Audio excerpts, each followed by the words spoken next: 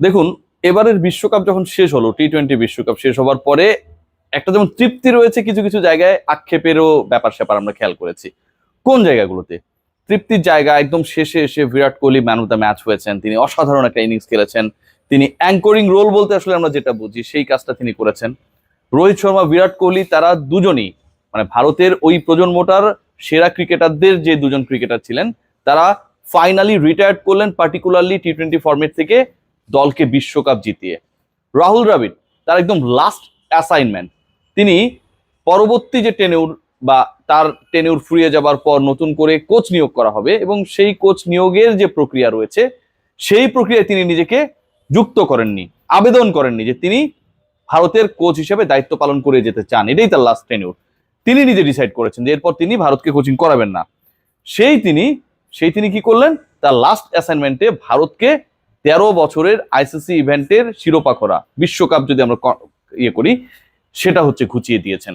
হার্দিক পান্ডিয়া ব্যক্তিগত জীবন, ব্যক্তিগত পারফরমেন্স কত কিছু নিয়ে আপস ডাউন, কিন্তু তিনিও দেখিয়ে দিয়েছেন যে শেষ পর্যন্ত যারা তাকে হেট করছিল, যারা তার এগেনস্টে কথা বলছিল, যারা তাকে পছন্দ করছিল না, ট্রল করছিল, মিমস বানাচ্ছিল, সেই মানুষগুলো স্যালুট দিয়েছে তার পারফরমেন্সে। আলোচনা সেখানটায় না, আলোচনা হচ্ছে এই যে ক্রিকেটারদের পারফরমেন্স, এই যে ক্রিকেটাররা তুলনামূলকভাবে এমন একটা সিচুয়েশনে ভারতকে জিতিয়ে দিল, সেখানটায় কিন্তু কোচিং স্টাফের একটা বিগ রোল রয়েছে। রাহুল দ্রাবিড় যখন যুক্ত হন, দলের দায়িত্ব গ্রহণ করেন, তার আগে একটা টালমাটাল অবস্থা। বিরাটের কাছ থেকে ক্যাপ্টেন্সি রোহিত শর্মা পেয়ে যাচ্ছে, রবি শাস্ত্রী একটা এলোমেলো অবস্থায় রেখেছেন, তিনি পুরো দলটাকে সেটেল করেছেন। রোহিত বিরাট যখন ভারতের ওই পতাকাটা ধরে একসাথে আলিঙ্গন করে, ট্রফি উঁচিয়ে ধরে, ঠিক এটার মতো স্বস্তির কিন্তু আর কোনো ছবি হতে পারে না। সেই ছবিটাকে এনশিওর করেছেন রাহুল দ্রাবিড় যে yes, you all are playing for the team. Team যদি রেজাল্ট করে তাহলে তোমরা অনেক বড় হিরো, আর যদি টিম ফলাফল আনতে না পারে তোমাদের আসলে কোনো ভ্যালু নেই। ব্যক্তিগত অর্জন দিন শেষে কোনো ভ্যালু রাখে না, কোনো গুরুত্ব রাখে না। লিওনেল মেসি ওয়ার্ল্ড কাপ না জিতলে লিওনেল মেসিকে সর্বকালের সেরা হবার বা বানানোর পেছনে বা যে আলোচনাটা হয় সেটা ইনভ্যালিড হয়ে যেত। সো ওই জায়গা থেকে বাংলাদেশ দলের কোচিং স্টাফের ভূমিকাটা কি আমরা যদি খেয়াল করে দেখি, যে চান্ডিকা হাথুরু সিং এ তিনি কোচিং স্টাফদের যারা রয়েছেন, তার সাথে যারা রয়েছেন সবার বস, এবং তিনি মোটামুটি ডিসাইড করেন যে কে এখানটায় কাজ করবে, কে করবে না। আমরা একটা সময় দেখেছিলাম বাংলাদেশ দলকে কোচিং করানোর ক্ষেত্রে এমন কিছু নাম, যে নামগুলো আসলে শুনলে অনেক বেশি রেসপেক্ট তৈরি হতো, এবং সেই নামগুলো কিন্তু বাংলাদেশের দলটাকে পরিণত করেছে, দলটাকে অনেক বেশি এমন একটা পর্যায়ে নিয়ে গেছে। স্পেশালি আমরা যদি পেস বোলিং ডিপার্টমেন্টের দিকে তাকাই, তাহলে ওয়েস্ট ইন্ডিয়ান সাবেক 2 কোচ যে রোলটা প্লে করেছে, এটা কিন্তু অবিশ্বাস্য। এখন মজার ব্যাপার যেটা, এখন যারা কোচ আসে সেই কোচদের আমরা ঠিকঠাক ভাবে চিনি না, তাদের রোলটা কি আমরা জানি না। ক্রিকেটারদের ঐচ্ছিক অনুশীলনের নাম করে বসিয়ে রাখা হয়, এবং হেড কোচ তিনি নিজে পর্যন্ত যে সময়টা ঐচ্ছিক অনুশীলনে, যেই ক্রিকেটার ঐচ্ছিক অনুশীলনে যান, তার মানে তো তার ব্যক্তিগত কোনো সমস্যা রয়েছে, পারফরমেন্স ওয়াইজ ভালো করতে পারছেন না বা আরো ভালো করতে চান, হেড কোচ সেখানটা অনুপস্থিত থাকেন, এবং এই হেড কোচের পরামর্শে বা তার উপর ছড়ি ঘোরাতে পারবে না, কথা বলতে পারবে না, তিনি যা বলবেন সেটাই আইন প্রতিষ্ঠিত হবে। ঠিক ওইভাবে যখন কোচ নিয়োগ দেওয়া হয়, এবং সেখানটায় বাংলাদেশ দলের এই মুহূর্তে সবচেয়ে বড় কনসার্নের জায়গা যেটা, ক্রিকেট অপারেশনস চেয়ারম্যান গতকাল জালাল ভাই বলেছেন যে ব্যাটিংটা আমাদের ভালো হয়নি। তাসকিন আহমেদ বলেছেন যে আমাদের সিনিয়র ক্রিকেটারদের পারফরমেন্সটা ভালো হয়নি, বোলিং ওয়েজ তো আমরা ঠিক ছিলাম। তার মানে ব্যাটিংটা যে ভালো হচ্ছে না, সেই ব্যাটিং কোচের নাম আপনারা বলতে পারবেন? আপনারা জানেন ব্যাটিং কোচকে? ব্যাটিং কোচের কাজটা কি? ব্যাটিং কোচের কাজ তো হচ্ছে ক্রিকেটারদের প্রপারলি ব্যাটিংটা ঠিকঠাক করা। যে জায়গাটা একজন ক্রিকেটার ব্যাটিং ওয়াইজ সমস্যা ফিল করছেন, স্কিল ওয়াইজ সমস্যা ফিল করছেন, কারো হয়তো হেড পজিশন ঠিক নেই, কারো হয়তো রিস্ট মুভমেন্ট ঠিক হচ্ছে না, কারো হয়তো ফুট মুভমেন্ট ঠিক হচ্ছে না, ব্যাট প্যাডের মধ্যে প্রচুর গ্যাপ থাকছে, এই তো ইস্যুস গুলো নিয়ে কাজ করবেন। আমি যতটুকু বুঝি, আমার কাছে তাই মনে হয় এর থেকে অনেক ইস্যুস রয়েছে। সেই পার্টিকুলার ব্যাটিং কোচের নাম আপনারা জানেন? সেই পার্টিকুলার ব্যাটিং কোচ কোন দলের হয়ে, কোন দেশের হয়ে, কোথায় কোচিং করেছে আপনারা জানেন? অনেকেই জানেন না ভাই। আবার অনেকেই কমেন্টে এসে বলবেন যে না জানি, রিয়াসাত আজিম আমাদেরকে বোকা মনে করে। ভাই, আমরা কেউই বোকা না, আবার আমরা কেউই চালাক না, আমরা সবাই বাংলাদেশি ক্রিকেটের ভালো চাই।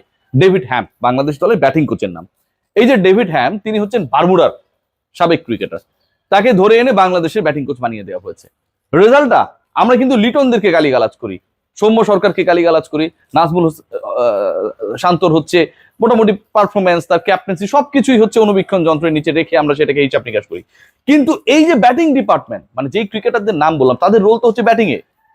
তানজিদ তামিমের রোল ব্যাটিং এ, লিটন কুমার দাসের রোল ব্যাটিং এ, সৌম্য সরকারের রোল ব্যাটিং এ, নাজমুল হোসেন শান্তর রোল ব্যাটিং এ, ইভেন সাকিব আল হাসান স্ট্রাগল করছেন, তিনিও ব্যাটিং এ।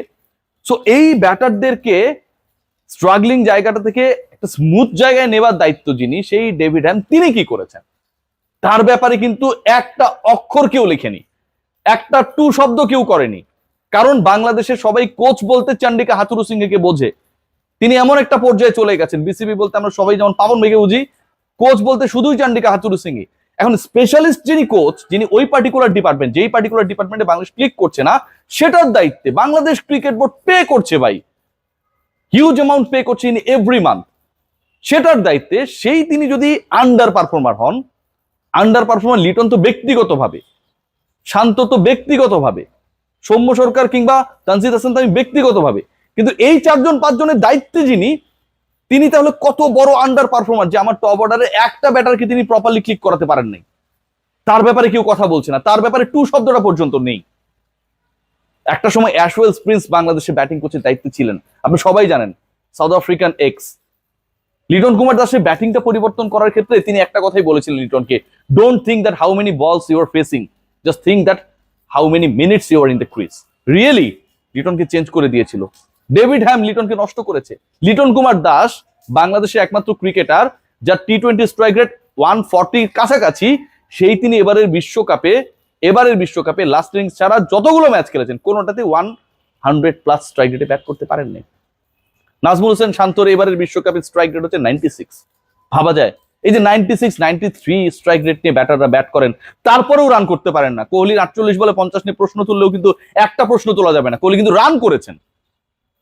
বাংলাদেশের ব্যাটাররা যখন সেই জায়গাটা রান করতে পারেন না, এবং এই ব্যাটারদের দেখভালের দায়িত্বে যখন একজনকে নিয়ে আসা হয়েছে, বেতন দেওয়া হচ্ছে, নার্চার করা হচ্ছে, ছুটি দেওয়া হচ্ছে, সবকিছু করা হচ্ছে, তার ভূমিকা নিয়ে কেউ যখন প্রশ্ন তোলে না, এটা হচ্ছে খুব অ্যাবসার্ড একটা ব্যাপার। এবং সেটাই হচ্ছে বাংলাদেশের ক্রিকেটে, সেটাই হচ্ছে। ভাবা যায় ভাই, কিন্তু ভাবার কে আছে? ভাবার কেউ নেই। অ্যাশওয়েল প্রিন্স বাংলাদেশের ব্যাটিং করছিলেন, নীল ম্যাকেনজি বাংলাদেশের ব্যাটিং করছিলেন, ভেবে দেখুন, নেমস গুলোর কথা ভেবে দেখুন, সামার আবিরা বাংলাদেশের ব্যাটিং করছিলেন। এখন আমরা যাদেরকে দেখি, যেই ক্রিকেটারদেরকে দেখি যে এক্স ক্রিকেটার অথবা কোনো একটা দলের কোনো একটা দেশের হয়ে প্রতিনিধিত্ব করেছেন বাংলাদেশের এই স্পেসিফিক ডিপার্টমেন্ট, স্পেশালিস্ট ডিপার্টমেন্টের কোচের দায়িত্বে, তাদের রোল, তাদের ভূমিকা, তাদের অবদান জাতির কাছে ক্লিয়ার। এই ব্যাপারগুলো কে দেখবে? বারমুডা থেকে একজনকে নিয়ে আসা হয়েছে, ট্রায়াঙ্গেল ঘুরপাক কাছে বাংলাদেশের ব্যাটিং ডিপার্টমেন্ট, রহস্যে ঘেরা সেই বারমুডা ট্রায়াঙ্গেল ভাঙবে কে? আমি জানি না। সবাই